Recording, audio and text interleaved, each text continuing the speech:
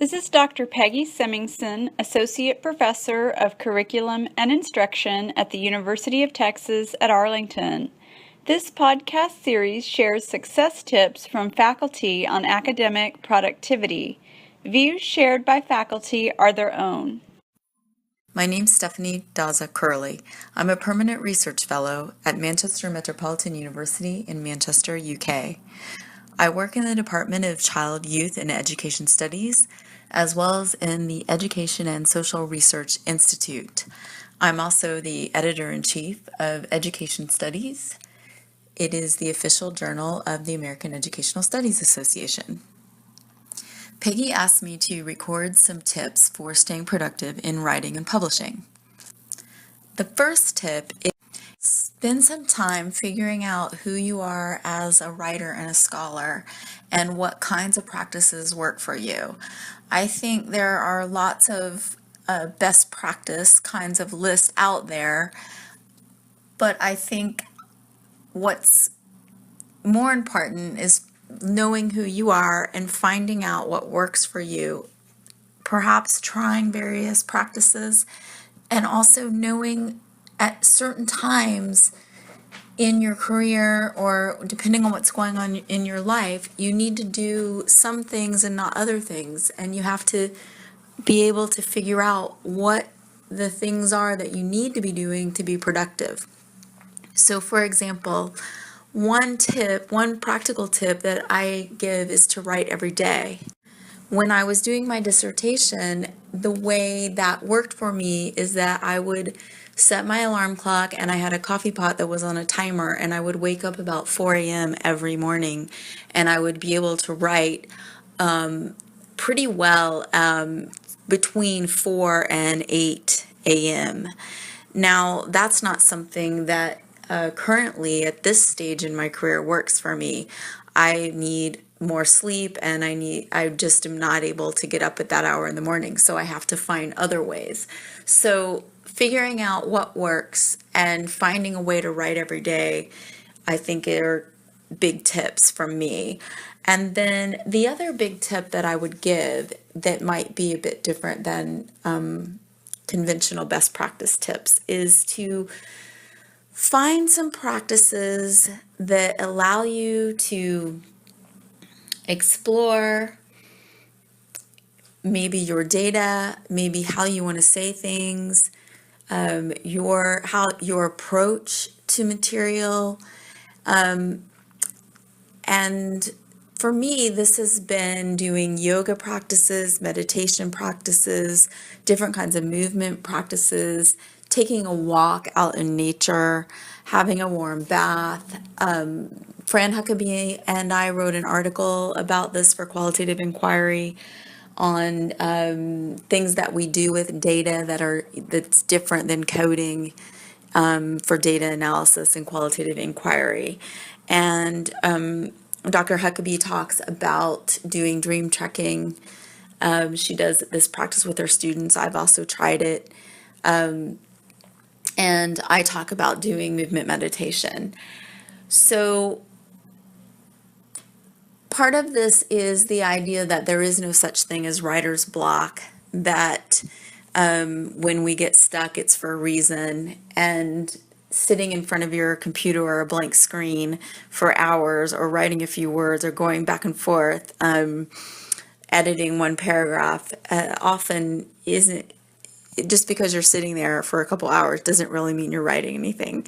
And so some of these practices, and again, you have to figure out the ones that work for you, but getting up and away from the computer screen, maybe it's playing the piano, taking a walk, having a bath, whatever those practices are, doing something maybe nice for yourself, a place where you can contemplate, percolate, allow ideas to flow, relax a bit. I find that those kinds of practices allow me to be more productive when I come back in front of the screen and to be able to write out the articles that I need to write, or to think about the data in different kinds of ways.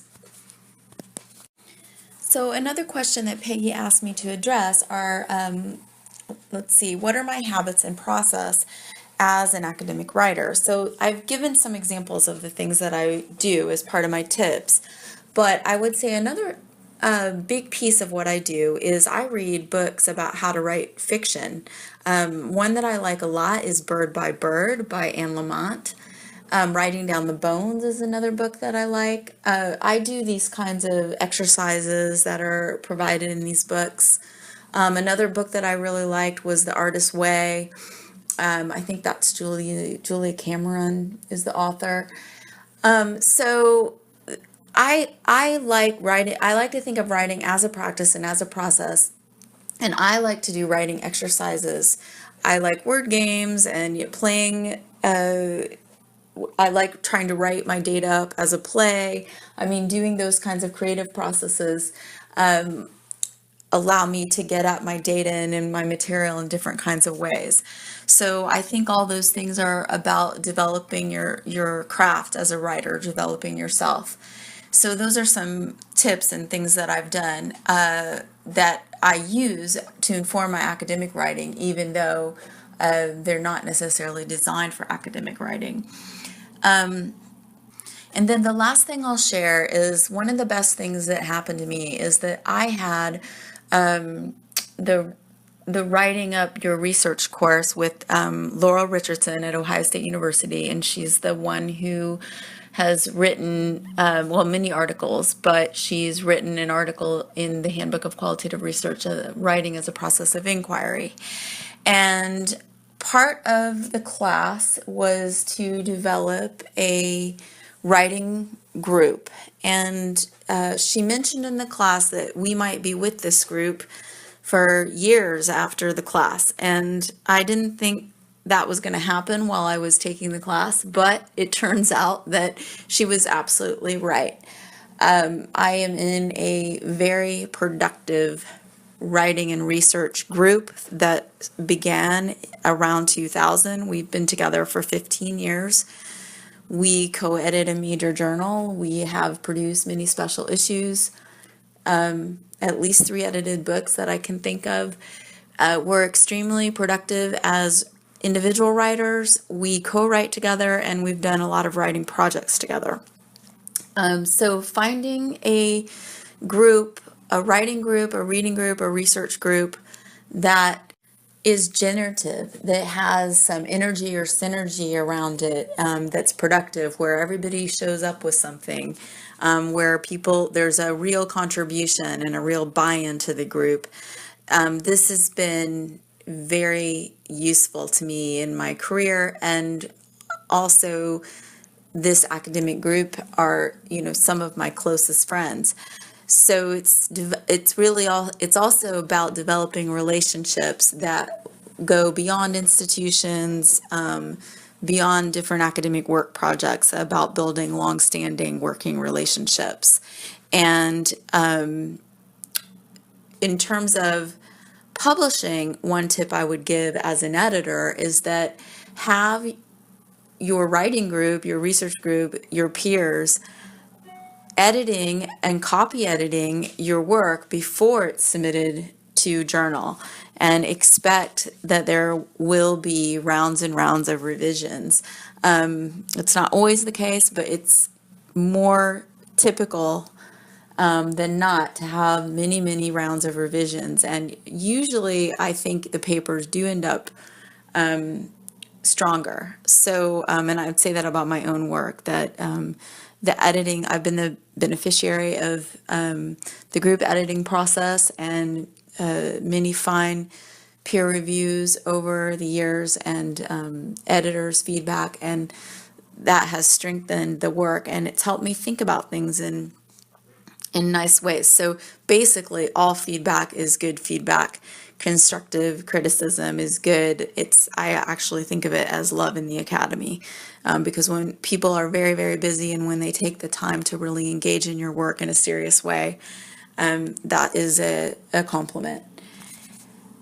So I guess that's basically it. I can also encourage you to check out my website, which is www.stephdaza.com. And I regularly post what I'm doing up there and sometimes tips and tidbits.